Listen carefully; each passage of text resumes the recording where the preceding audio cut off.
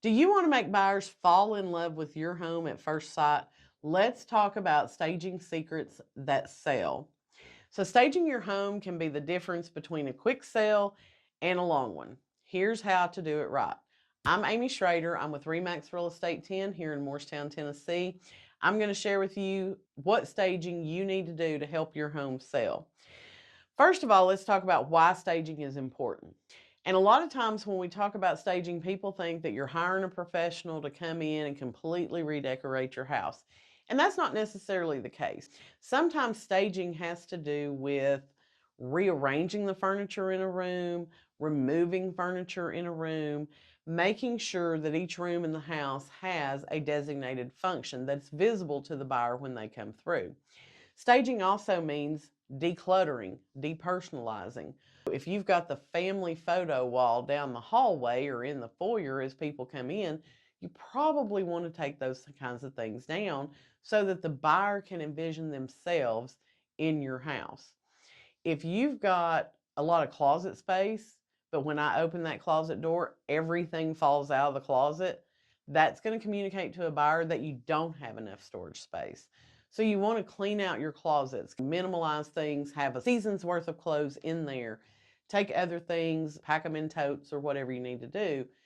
If your garage is full of boxes, full of stuff, you can't even park your car in there, that's going to tell a buyer that you don't have enough room in the house, that there's not enough storage. So you want to try and figure out what to do with these things, give them away, sell them, store them in a storage building, whatever you need to do to make your house look more open and inviting for buyers. So your biggest areas of focus are going to be the living room, the kitchen, the primary bedroom, and your bathrooms. So, like, even before we send out a photographer, I have a checklist that I give to my sellers where we talk about this is the way your home needs to look for the photos. And one of the big things is to clean your kitchen counter and your bathroom counters off. And I know if you live in the home, that can sometimes be a pain, but getting it done for the photos is going to make a huge difference. Because if you have limited counter space, making sure that that's a nice, clean, open surface is going to give the illusion that you actually have more counter space than you do. So just try to minimize what you're keeping on that counter. And same thing goes for the bathrooms, especially if you have a small vanity in maybe the hall bathroom. Keep it nice and cleaned off so that it appears larger than it is. You want to make sure that your home has neutral colors throughout. If you've got a room, maybe the whole house, that is in a very bright, bold color, you may want to rethink that. If you have a very dark color, I've went into homes that had like almost an olive green wall paint. Some of them have had like a chocolate brown color.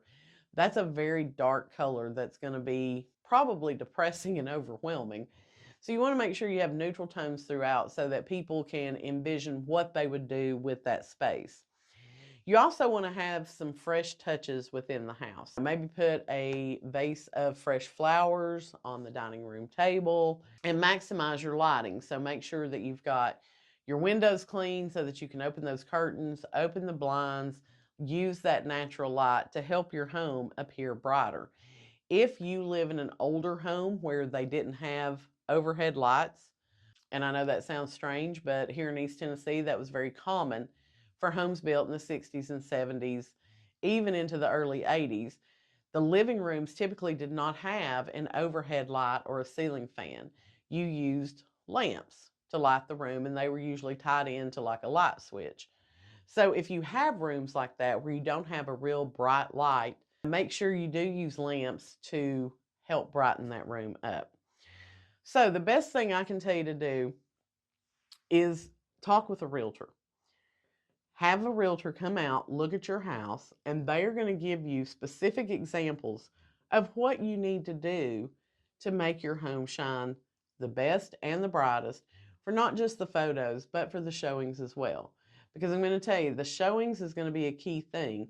You can make your home look absolutely fantastic for photos, but if a buyer comes in and you've got a sink full of dirty dishes, stuff all over the countertop, things are not picked up and organized, it's going to turn them off and they're going to feel like they were deceived by the photos. That's the last important tip I have for you, is make sure once you do these things in your home that you maintain that until you're under contract. So if you know somebody who's thinking about selling their home and you're like, they definitely need some staging help, make sure you share this video with them.